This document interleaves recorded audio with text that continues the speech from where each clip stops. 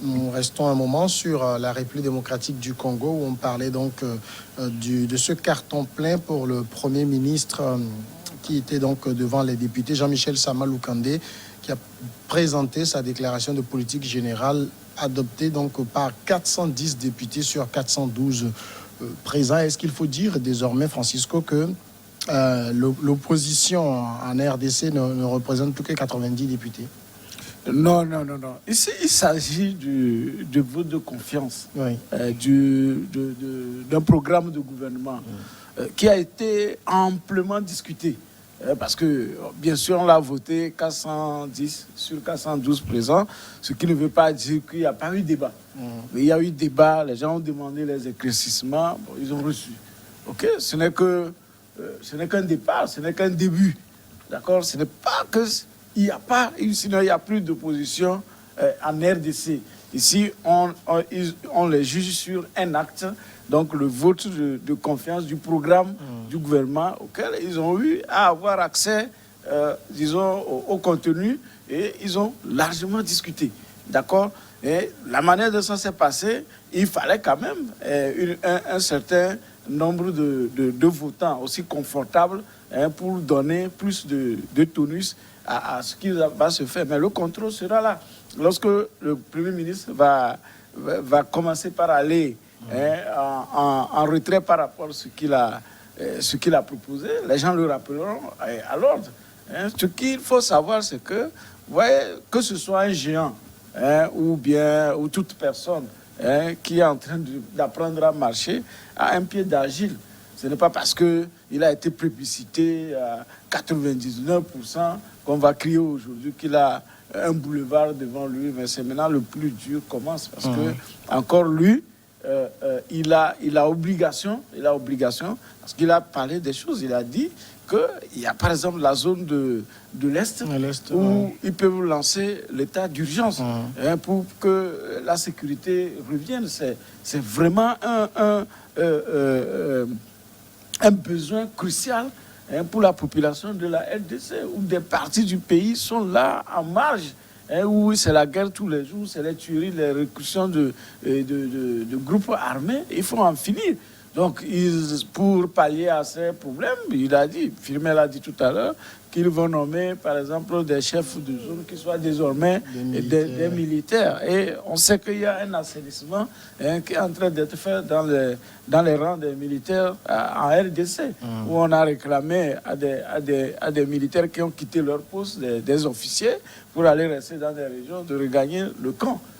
Donc, il va y avoir un redéploiement des éléments. Et c'est important pour la RDC. Donc, ce qui dirait, le vote là ne veut pas dire que le Premier ministre et Kabila, je dis Kabila, et Tshisekedi, fils, ont un boulevard devant eux. Georges Hérault, il y a le côté économique de son programme. Son programme va être financé à hauteur de 12 milliards par an. Alors qu'on sait que dans le budget, la RDC fait un budget qui s'équilibre en dépenses et en recettes à 7 milliards de dollars et mobilise à peine 5 milliards de dollars. Est-ce que ce n'est pas irréaliste, ce genre de programme? Non, je pense qu'il faut remplacer le mot irréaliste par l'ambition. En fait, c'est un projet, c'est une prévision. Comme il a calculé annuellement, il y a des rubriques où, par exemple, la sécurité prend 12 milliards plutôt, par an. Donc, c'est des éléments qu'ils ont agencés et ils ont fait la somme, ils ont trouvé les 36 milliards. Ça, c'est au niveau des dépenses. Maintenant, par 3 ans. Oui. C'est pour les 312 milliards par an. Oui. Mais ici, qu'est-ce qu'il faut savoir, c'est que, en fait, aujourd'hui, est-ce que la RDC déploie toute sa potentialité en matière de recouvrement de ses recettes? C'est vrai, le Premier ministre l'a dit qu'il faut élargir la base fiscale. C'est ça. Donc, peut-être qu'ils ont des potentiels. Vous savez que la RDC, c'est un pays... Il y a des sociétés qui sont sous-taxées, qu'il a dit... Il faut faire des retraissements au niveau de la fiscalité. Et c'est un pays qui est immensement riche, le sous-sol de la RDC. Peut-être qu'il y a aussi des sous-exploitations, mais il faut maximiser l'exploitation des ressources minières.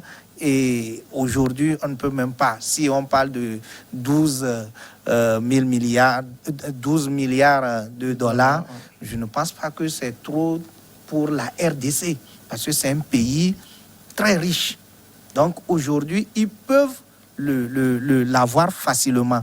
En quoi faut-il lutter contre les ennemis de ces recettes-là, telles que la corruption, telles que le gaspillage, beaucoup de choses qu'ils doivent mettre en œuvre pour pouvoir lutter. Par exemple, si nous parlons de la sous-taxation fiscale, ça veut dire qu'entre-temps, les gens peuvent négocier avec les entreprises et prendre 50%, mettre 50% à la trésorerie de l'État.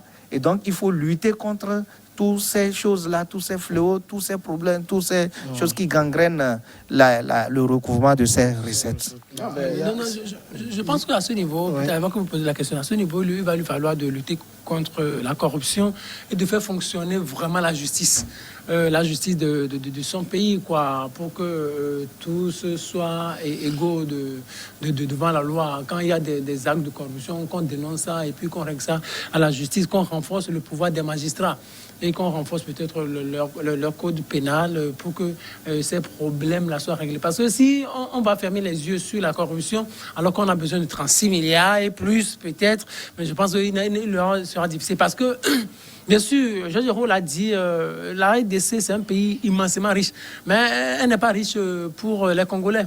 Elle est riche pour les Occidentaux. Si on doit tabler sur ce que la RDC a, c'est 12 milliards de dollars, c'est pas impossible à la RDC. Non, 12 milliards, mais encore faut-il que ces 12 milliards lui soient accessibles. Donc vous imaginez, puis le Premier ministre a parlé du Fonds monétaire international. C'est-à-dire, au moment où il n'arriverait pas à avoir toutes les recettes, ces 12 milliards, ils vont se tourner vers le Fonds monétaire international. C'est une autre catastrophe. Oui, donc ils vont se tourner. Donc c'est là où on va leur imposer le plan d'ajustement structurel, ainsi de suite, et mais ce qui va encore peser sur la population, où on va parler encore de politique d'austérité à un moment donné, surtout avec cet angle de Covid, et de suite. Donc il y aura tellement de choses. Mais c'est que 12 milliards, c'est rien pour la RDC. La RDC seule détient 65% des richesses mondiales. Donc vous imaginez donc, mais ces richesses ne sont pas exploitées par la RDC, par le pouvoir de la RDC. Ces richesses sont exploitées par le Vatican, les États-Unis, la France, la Belgique, ainsi de suite. L'Est, quand on parle de l'Est même, est-ce que l'Est est géré par la RDC? Pas les pays voisins. Non, pas les pays voisins. Le Rwanda et les puissances occidentales. Donc le problème, au fait, c'est quoi? C'est que ils reviendront peut-être un jour à la RDC ou aux citoyens de ce pays de se lever contre les Occidentaux farouchement. Sinon, ils n'auront rien. Et ça va être difficile. Ce qui fait qu'il y a un certain nombre de critiques, même si les députés ont voté à une écrasante majorité. Vous avez un député proche de Martin Fayoulou qui estime que dans ce programme, il n'y a aucun chiffre, pas de chronogramme, pas de calendrier. Vous avez également un autre député qui se réclame bien sûr de l'Union sacrée, qui dit qu'on a commencé au début de cette législature avec un budget de 10 milliards. On n'a pas pu le faire. On a fait 6 milliards. On a ensuite mobilisé que 4 milliards. Il parle de chapelet de bonnes intentions. Non, malheureusement, nos budgets en Afrique, j'allais le dire, ne sont que du charlatanisme des chiffres. Oui, parce que au début, lorsque même le Togo, avec son plan de développement, PND, Plan national de développement, on avait dit, il n'y a pas de chiffres seulement, c'est qu'on nous avait donné 4 000 et quelques milliards, et puis il n'y a pas de chronogramme. Quand est-ce que ça va se faire? Mais où est-ce qu'on va trouver l'argent pour le faire? Voilà, le Premier ministre de la RDC qui vient de dire que quand ça n'ira pas, on va aller vers les médiras, comment on appelle, du FMI, du Fonds monétaire international. Et c'est argent contre argent. C'est-à-dire qu'ils vont ils vont vous demander des choses terribles, vous allez vous endetter. Donc, vous voyez, un budget en Afrique n'est que du verbiage. Il n'y a rien qui soutient le budget. Quand, par exemple, aujourd'hui, vous allez écouter Joe Biden qui fait les 100 jours de son arrivée au pouvoir, vous allez voir, c'est avec des chiffres. Lorsque Macron parle de budget, qu'on va faire ceci, il dit où est-ce que nous allons trouver de l'argent pour le faire. Il ne va pas vous dire que si ça ne va pas, on va commencer. Si ça ne va pas, on va se dire non. Il faut avoir les moyens de sa politique. En fait, Francisco, oui. en fait, le fait de parler du Fonds monétaire, ça ne veut pas dire que c'est... En fait, si vous avez un plan, vous pouvez avoir un plan B. C'est dire que ce n'est pas le fait de dire que nous avons FMI, non. Au jour d'aujourd'hui, nous savons tous que 12 milliards de dollars, ce n'est pas impossible en RDC. Eh ben, effectivement. Donc, si nous savons que ce n'est pas impossible, c'est pas impossible. Voilà. Oui, mais vous savez, ça dépend aussi de la volonté des gens qui dirigent le pays. Ceux qui avaient dit, par exemple, dans le passé, Oui. qu'ils allaient mobiliser 10 milliards et qui n'ont réussi Oui, qu'à en faire que Je 4. oui. Et il y avait tout ce que nous savons. En ce moment, il y avait les pots de bananes placés par les gens, les éléments de Fayoulou et de Kabila pour faire en sorte que le mandat du président soit, et son bilan soit négatif. Donc, il y a tout ça. Aujourd'hui, c'est que les gens, ils savent que si nous avons la majorité qui nous fait la confiance et que nous arrivons à éradiquer la corruption, si nous arrivons à redresser la fiscalité, parce que vous devez savoir qu'il y avait déjà Kabila, il y a les sociétés qui sont là-bas. C'est des gens qui ont négocié avec le pouvoir qui était le pouvoir de Kabila. Et donc, il y avait des choses qui étaient négociées. Et comme il y avait les éléments de Kabila, on ne peut pas les redresser. Maintenant qu'ils avaient la main libre, on peut les redresser. Donc, aujourd'hui, ils savent qu'il y a beaucoup de choses. Quand on parle de redressement fiscal, vous savez, il y a beaucoup de choses qu'on peut faire parce que la comptabilité selon l'OADA, je crois que c'est 10 ans. On peut redresser des entreprises et avoir des recettes au niveau de la trésorerie de l'État. Mais écoutez, il ne faut pas que le redressement fiscal soit, disons, la chasse à l'homme. Non, il ne faut pas aussi que les gens font compromission sur des choses qui n'arrangent pas l'État aussi. D'accord, monsieur, on va quitter le sujet, on va passer maintenant au prochain sujet qui est le Tchad. Au niveau du Tchad, de jeunes manifestants répondant à l'appel de l'opposition et d'organisations de la société civile sont sortis dans la nuit de lundi à mardi dans les rues de N'Djamena, la capitale tchadienne, pour exprimer leur opposition au conseil militaire de transition dont ils réclament la démission pure et simple et également la fin de l'ingérence de la France, selon des médias locaux. Dans un concert de casseroles et de sifflets, ils ont appelé à la démission du CMT censé gérer le pays pour une transition de 18 mois. CMT mise en place depuis la mort de l'ancien président Idriss Déby Itno. Ces jeunes, il y a eu la répression, Francisco Napokura.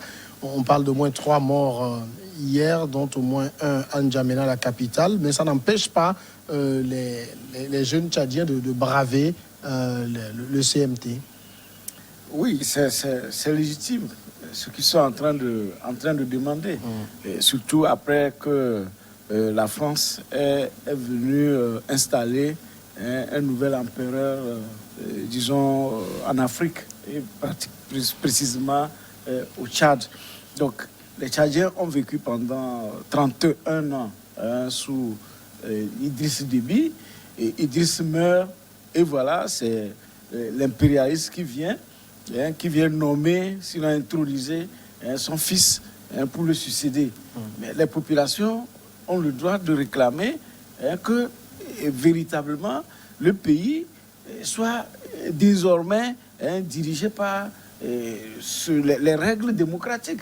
C'est ce qu'ils ont essayé de réclamer hier. Malheureusement, comme on le sait en Afrique, la répression est passée par là. Certains disent qu'il y a eu 5 morts, mais d'autres disent 9 morts, mais des douzaines, des dizaines de blessés.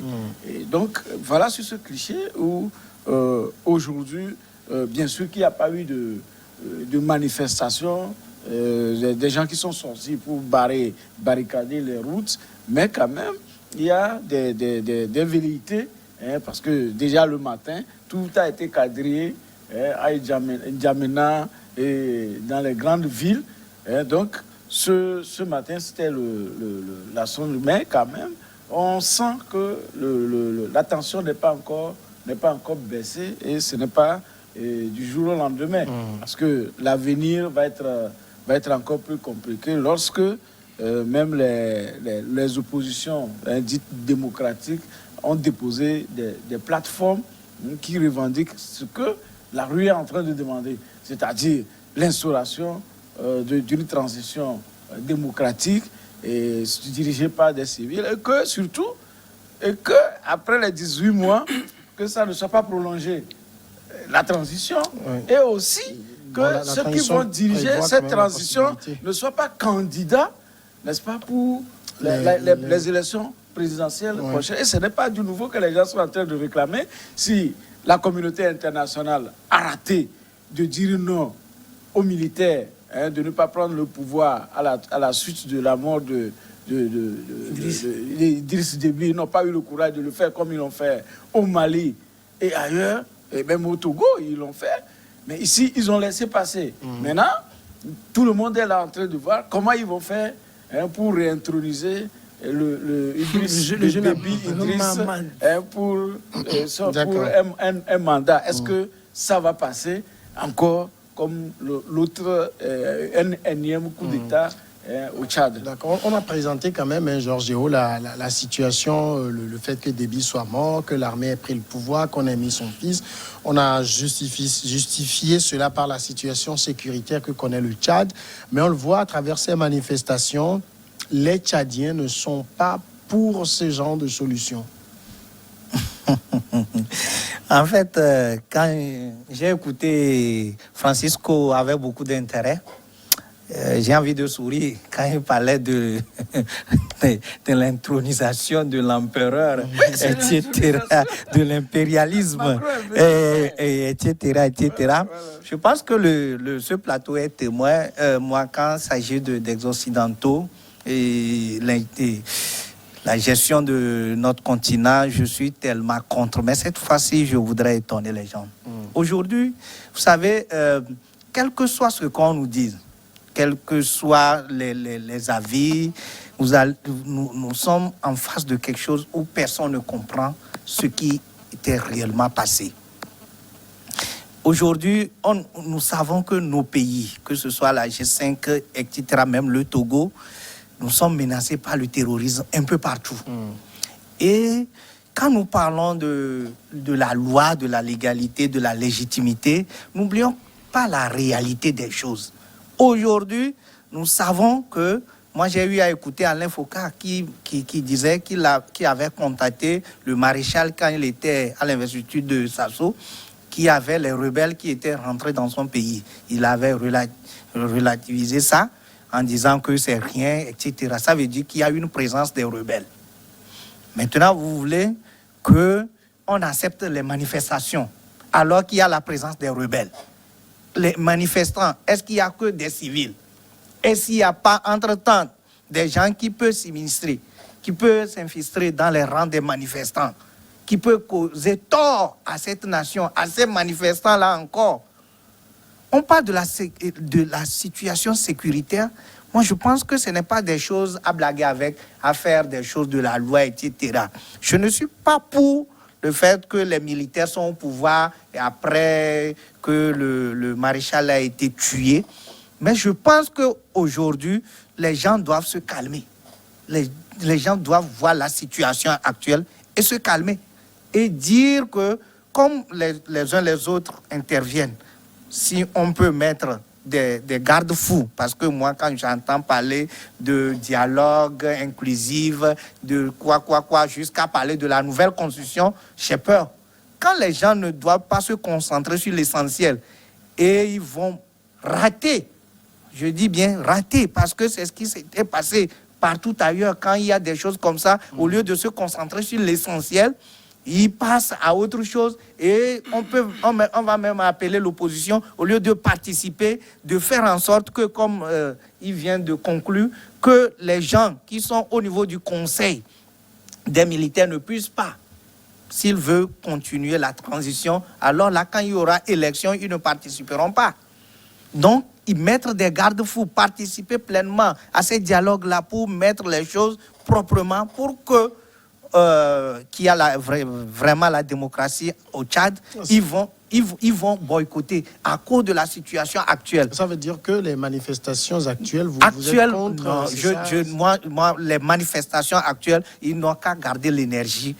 Le jour où... Oui, mais ce qu'il dénonce, c'est cette solution qui a consisté à laisser de côté la Constitution. On nous a sorti une énormité qui est que le président de l'Assemblée aurait refusé d'assumer ses responsabilités.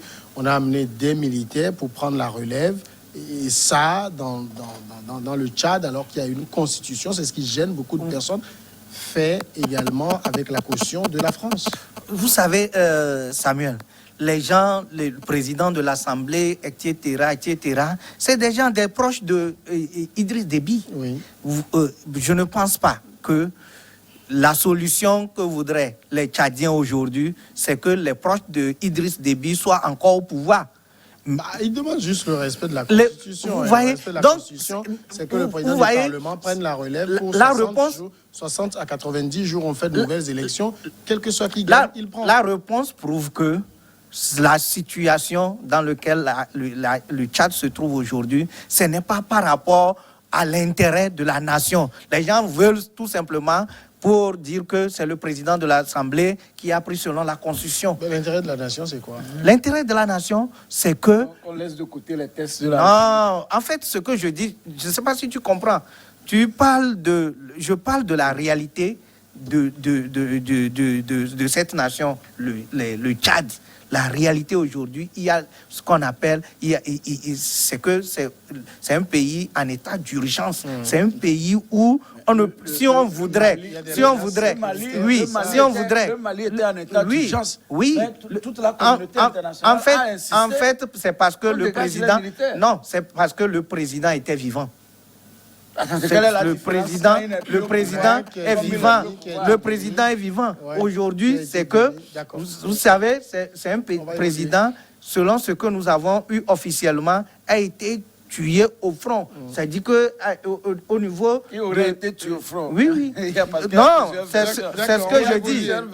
Donc dire aujourd'hui, respect de la Constitution, il faut respecter... Est-ce que vous êtes admiratif de cette manifestation de la jeunesse tchadienne? Ouais, moi, je veux vous surprendre. Moi, je soutiens la jeunesse tchadienne.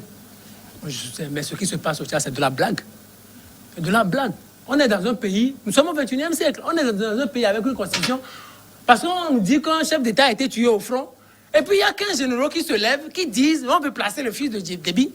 Ces choses-là, ça s'est passé ici au Togo. Moi, on avait vu la réaction de la France à l'époque. Toute la communauté internationale s'était insurgée contre ce qui s'était passé au Togo. Et les Togolais ont fait profil bas à l'époque. Fonya Singba a dû démissionner le 24 février. 2 mois après, au nom de la Constitution, on a organisé les élections. Fonya Singba s'est représenté. Après, c'est fini, il est devenu président de la République. Mais il n'y a pas de menace. Mais il n'y a pas de menace. Mais aujourd'hui, nous sommes... Vous savez, la Constitution, c'est quoi? C'est un accord de volonté. C'est le minimum qui puisse nous unir et nous réunir. Vous imaginez, le minimum, c'est le minimum là qui nous unit. On la met de côté. Et puis, on nous dit que... Mais qu'un général, le maréchal est mort, des gens, des individus, au nom des armes, se lèvent et disent on place le fils. Mais c'est quoi ça? Mais c'est de la blague au XXIe siècle. Mais ça m'étonne que la France soutienne aujourd'hui ça. Mais ils auraient procédé autrement. Et puis on nous aurait dit oui, le président de l'Assemblée nationale prend le pouvoir, il est le président par intérim. Après, 90 jours après, le fils de Déby se positionne et comme ils ont la machine électorale en main, et puis ils gagnent, il n'y a pas de problème. Et dans les coulisses, ce sont les généraux qui dirigent. Un point trait. Je pense que hier, quand il recevait le président RD congolais, Emmanuel Macron est revenu sur la situation, a condamné les violences et a dit que nous ne sommes pas pour, la France n'est pas pour un plan de succession au Tchad. Non, ça veut dire quoi? C'est du rigolo. Ouais, c'est ce qu'il a dit. Oui, mais c'est ce que j'avais entendu. La France n'est pas pour vous. Vous imaginez? Moi, attendez, nous ne sommes pas tellement âgés, mais vous savez, la France aurait été contre cette manière de succéder à Idriss Déby. Emmanuel Macron ne poserait jamais les pieds au Tchad. Jamais. Ça veut dire le fait que la France soit là, ou ait assisté aux cérémonies, aux obsèques d'Idriss Déby, c'est un coup, c'est un aval que la France donne au nouveau pouvoir tchadien. La France est bien bel et bien pour ce qui se passe au Tchad. C'est que ce n'est pas bien aujourd'hui. Ce n'est pas bien. Moi, je dis souvent que moi, je suis contre cette parole ou cette phrase d'Obama qui dit qu'il faut des institutions fortes pour un ordre des hommes forts. Moi, je dis qu'il faut des hommes forts pour construire des institutions fortes. Mais ce qui se passe au Tchad, là, on doit condamner ça. Retour à l'ordre constitutionnel. Point. La pause maintenant et puis on va revenir après pour continuer.